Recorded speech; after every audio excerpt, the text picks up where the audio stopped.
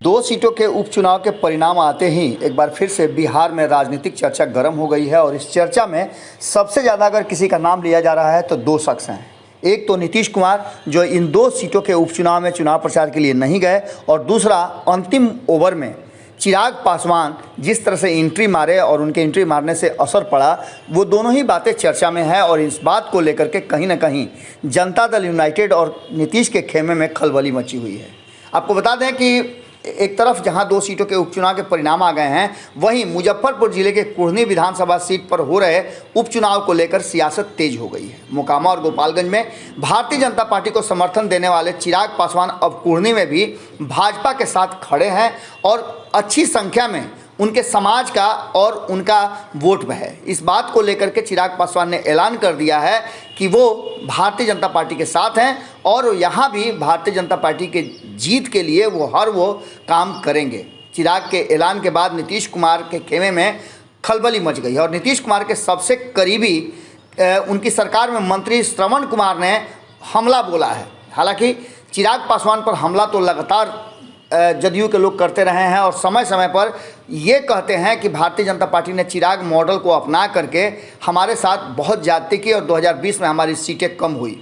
इन सारी बातों को लेकर के श्रवण कुमार ने हमला करते हुए कहा कि फिल्मी स्टाइल में घूमने से काम नहीं चलेगा, मेहनत करनी पड़ेगी, ज़मीन पर उतरना पड़ेगा। उनको लगता है कि जहां वो पांव रखेंगे वहीं जीत हो जाएगी, लेकिन जब ज़मीन पर उतरेंगे तब उन्हें सच्चाई का पता चलेगा। उन्होंने कहा कि चिराग पासवान कोई नेता नहीं, सिर्फ फिल्मी स्टाइल में घूमते हैं, इससे काम नहीं चलने वाला है। अब आप समझ सकते हैं कि 2020 के चुनाव परिणाम आने के बाद जब भारतीय जनता पार्टी ने एनडीए के साथ मिलकर के सरकार बनाया और नीतीश कुमार फिर से मुख्यमंत्री बने और मुख्यमंत्री बनने के बाद तुरंत जैसे ही लोक जनशक्ति पार्टी अलग अलग खंडों में विखंडित हुई, उसके बाद से चिराग पासवान बिहार की धरती पर लगातार जमीन पर पैर जमाए हुए हैं और उनको अच्छा खासा लोगों का समर्थन भी मिल रहा है। आशीर्वाद यात्रा के दौरान जो उन्होंने यात्रा शुरू की थी, आज भी वो इस यात्रा पर बने हुए हैं। मंत्री श्रवण कुमार का कहना शायद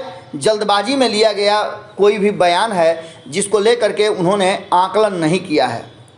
श्रवण कुमार ने कहा है कि चिराग जलेगा या बुझेगा यह चिराग पासवान को ही तय करना है।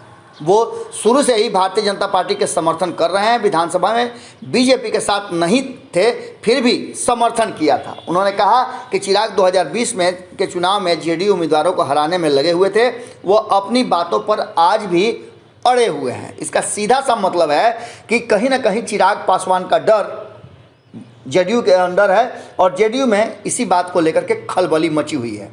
इतना ही नहीं, श्रवण कुमार ने मोकामा और गोपालगंज में के उपचुनाव में नतीजों का जिक्र करते हुए श्रवण कुमार ने यह भी बात कही कि चिराग पासवान ने उपचुनाव के पहले कहा था कि सब भाजपामय हो गया है। दोनों सीटों पर उनके जाने से भी असर पड़ा है। मोकामा में राजद प्रत्याशी को बड़ी जीत मिली और गोपालगंज में भी जीतते जीतते रह गई। यहाँ बीजेपी के प्रत्याशी की जीत का अंतर 2000 वोट मात्र रह गया था।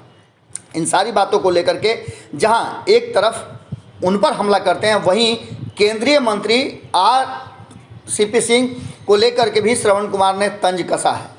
इतना ही नहीं, जो जदयू के अगेंस्ट खड़ा है या जेडीयू की नीतियों पर प्रहार कर रहा है, उस पर अब जनता दल यूनाइटेड के नेता हमला शुरू कर चुके हैं।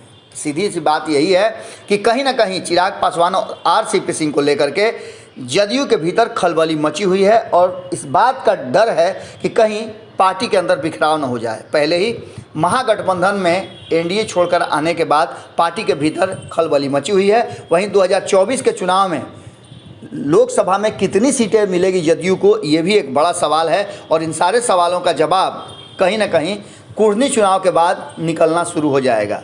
जुड़े रहिएगा भारत लाइव के साथ। बहुत बहुत धन्यवाद। अगर ये वीडियो पसंद आई और वह बिहार के राजनीति और बिहारियत से सरोकार रखेनी तो सब्सक्राइब बटन दबा के चैनल के सब्सक्राइब कर ली।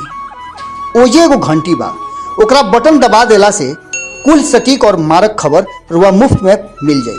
अगर रुआ पत्रकारिता के हमनी के नया प्रयोग में सहयोग कर चाहतानी तो ज्वाइन बटन दबा दी। पेटीएम नंबर नोट कर ली 9386816700। धन्यवाद।